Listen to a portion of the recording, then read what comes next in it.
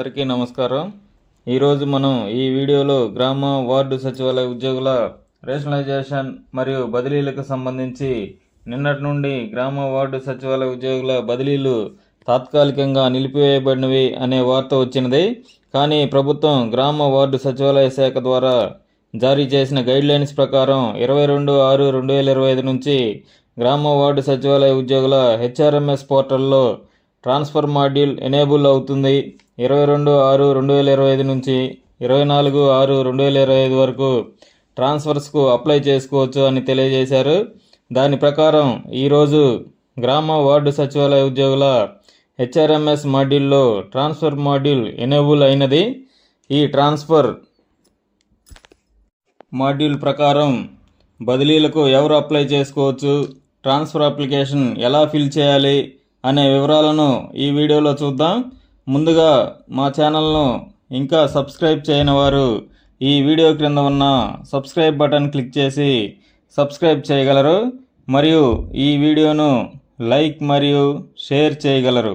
ఇక ఈరోజు ఈ వీడియోలోకి వెళితే 22/6/2025న గ్రామ వార్డు సచివాలయ ఉద్యోగుల బదిలీలకు సంబంధించి వారి హెచ్ఆర్ఎంఎస్ లాగిన్ నందు ట్రాన్స్ఫర్ మాడ్యూల్ ఎనేబుల్ అయినది.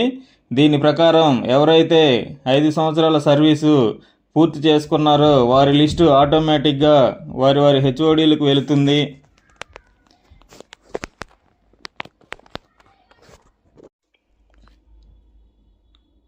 వారి హెచ్ఓడీలు బదిలీల కొరకు కౌన్సిలింగ్కు పిలుస్తారు అని తెలియజేశారు. ఎవరికైతే 5 సంవత్సరాలు ఒకే సచివాలయంలో పూర్తి అవ్వలేదో వారు మాత్రం ఈ ట్రాన్స్ఫర్ మాడ్యూల్లో రిక్వెస్ట్ ట్రాన్స్ఫర్ కొరకు అప్లై చేసుకోవచ్చు అని తెలియజేశారు. ఇక్కడ ఇంకా ఒక విషయంపై క్లారిటీ రావాలి. ట్రాన్స్ఫర్ మాడ్యూల్లో ప్రయారిటీ కేటగిరీ ఉన్నవారు 5 సంవత్సరాలు పూర్తయినా కూడా ట్రాన్స్ఫర్ అప్లికేషన్ ఓపెన్ అవుతుంది కాబట్టి ప్రయారిటీ కేటగిరీలో ఉన్నవారు కూడా ఈ ట్రాన్స్ఫర్ మాడ్యూల్లో అప్లై చేసుకోవచ్చా లేదా అనే విషయంపై క్లారిటీ రావాల్సి ఉన్నది. ఇక ఈ ట్రాన్స్ఫర్ మాడ్యూల్లోకి వెళితే మొదట మీ హెచ్ఆర్ఎంఎస్ లాగిన్ నందు మీ యొక్క సచివాలయం కోడ్ మరియు డిజిగ్నేషన్ కోడ్, అంటే ఉదాహరణకు 10780702 సచివాలయం యొక్క పంచాయత్ సెక్రటరీ గారు వారి హెచ్ఆర్ఎంఎస్ లాగిన్లో యూజర్ నేమ్ అన్న దగ్గర 10780702-PS అని ఎంటర్ చేసి వారి యొక్క పాస్వర్డ్ ఎంటర్ చేసి లాగిన్ అవ్వాలి. అక్కడ ట్రాన్స్ఫర్ మాడ్యూల్ అనే ఆప్షన్ ఉంటుంది. ఈ ట్రాన్స్ఫర్ మాడ్యూల్పై క్లిక్ చేస్తే ఉద్యోగి యొక్క వివరాలు మరియు ట్రాన్స్ఫర్ టైపు మరియు ఎర్స్ట్వైల్ డిస్ట్రిక్ట్ అనేవి ఆల్రెడీ ఫిల్ అయి ఉంటాయి. ఇక ఈ ట్రాన్స్ఫర్ గ్రౌండ్స్ అనే ఆప్షన్పై క్లిక్ చేస్తే డ్రాప్ డౌన్లో విజువల్లీ ఛాలెంజ్డ్ ఎంప్లాయీస్, ఇంకా మానసిక వికలాంగులైన పిల్లలు కలిగి ఉన్న ఉద్యోగులు, అదేవిధంగా డిజబిలిటీ కలిగిన ఉద్యోగులు, మెడికల్ గ్రౌండ్స్లో బదిలీలు కోరుకునేవారు, అదేవిధంగా ఎవరైతే భర్త చనిపోయిన వారు కాంపన్సేట్ గ్రౌండ్లో నియమించబడినారో వారు, అదేవిధంగా స్పౌజ్ కేటగిరీకి చెందినవారు, వీటితో పాటుగా అదర్స్ అనే ఆప్షన్స్ ఉంటాయి. వాటిలో ఎవరైనా పైన తెలిపిన కేటగిరీకి చెందిన వారు ఉంటే ఆ ఆప్షన్ సెలెక్ట్ చేసుకోవాలి.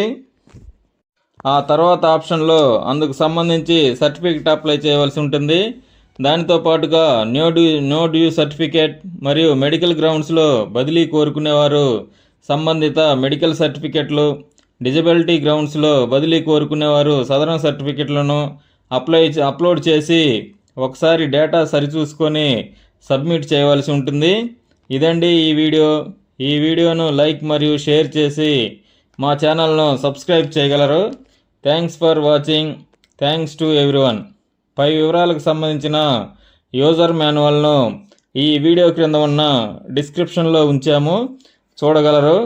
మరొక విషయం ఏమిటి అంటే గ్రామ వార్డు సచివాలయ ఉద్యోగుల హెచ్ఆర్ఎంఎస్ పోర్టల్ అనేది క్రోమ్ బ్రౌజర్లో ప్రస్తుతానికి ఓపెన్ అవ్వడం లేదు. ఫైర్ ఫాక్స్ బ్రౌజర్లో ఓపెన్ అవుతుంది కాబట్టి మీ మొబైల్లో ప్లేస్టోర్ నుంచి ఫైర్ ఫాక్స్ బ్రౌజర్ను ఇన్స్టాల్ చేసుకొని గ్రామ వార్డు సచివాలయం .ap.gov.in అని వెబ్ అడ్రస్ టైప్ చేసి సెర్చ్ చేయగలరు.